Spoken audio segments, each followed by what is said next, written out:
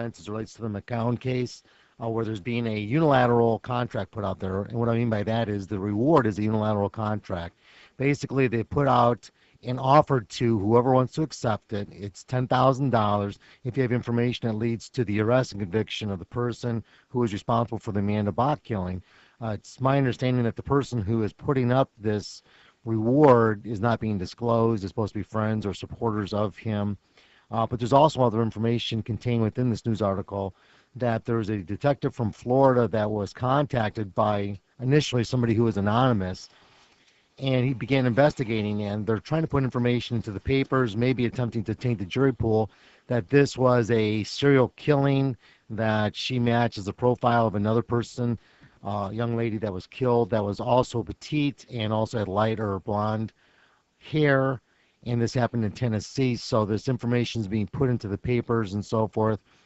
The investigator, his name is Bill Warner, is quoted in the papers as saying that he got this tip from somebody who claimed to be a Valparaiso police officer, but he eventually tracked it down, and it turned out to be from the Crown Point Police Department, where Dustin Macau's father works as well. So I think the father has now admitted that he gave the tip, and he's trying to put other information out there that there are other possibilities other than his son that may have been responsible for the death of Amanda Bach. So it's pretty interesting.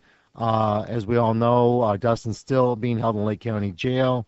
He is the person who's been arrested and charged with her death, and it's kind of a very sad state of affairs, but it looks like the family's trying to gather some more information, trying to at least deflect some of the criticism and blame off on potentially somebody else, but we'll see what happens with it. I don't think it's going to go very far, though. Now, but I don't have any actual knowledge. The issue of Dustin McCowan, he is a 19-year-old guy that is being held in the killing of Amanda Bach.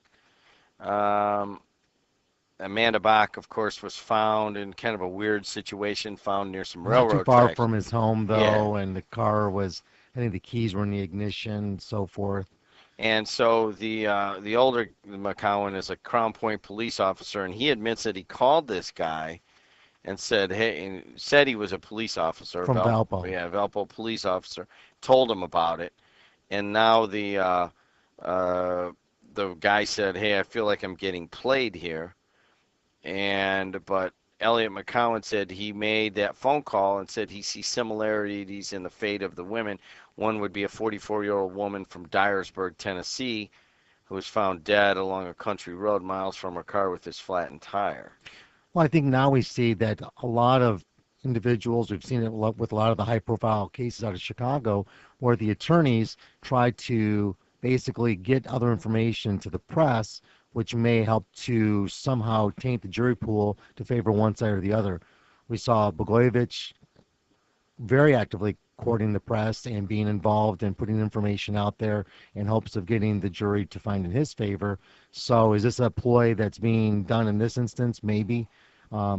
Could there be somebody else out there? Well, they're hoping that there is, and that this $10,000 reward will get somebody to give information.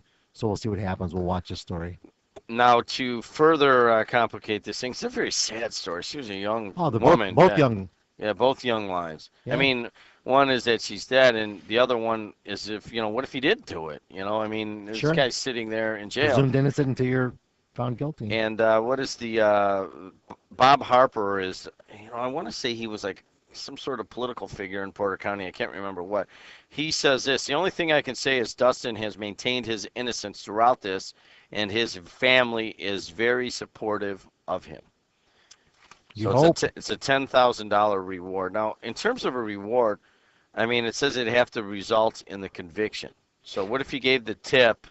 Well, it's a unilateral offer. Basically, you put it out there to the world as a whole. You're saying, I will give $10,000 who gives me information who leads to the arrest and conviction of this individual. So you do not accept it by saying, I'm going to find this individual. You accept it by providing the information. 219-845-1100. We go to line 1 first. Hey, you're on the air. What's up? Hey, Jed, it's Mark. How you doing? Good morning. What's going on? I got a question. Is Daddy going to get nailed by Crown Point Police or any charges for him stirring up the pot here and impersonating that he's a Valparaiso cop versus being a Crown Point cop? And is he still a Crown Point cop? I thought he was on paid leave or something. All right, let's leave that there. Now, what you're talking about is the dad got kind of involved in this case. Well, and that's him attempting to get other individuals involved, put out information and so forth, according to the paper, because neither you nor myself are involved in fielding phone calls or passing along information. We're just reading what's in the paper. So we don't know actually what the father did or did not do in this instance. We're just reporting what the private investigator said. So the private investigator is stating what information was provided to him by this individual. Then the father's quoted in the paper as well as acknowledging that he did, I guess, mislead as to his affiliation because the private investigator tracked down the phone number for which he got the information or the phone call and found it was Crown Point Police Department. So that's what they're saying.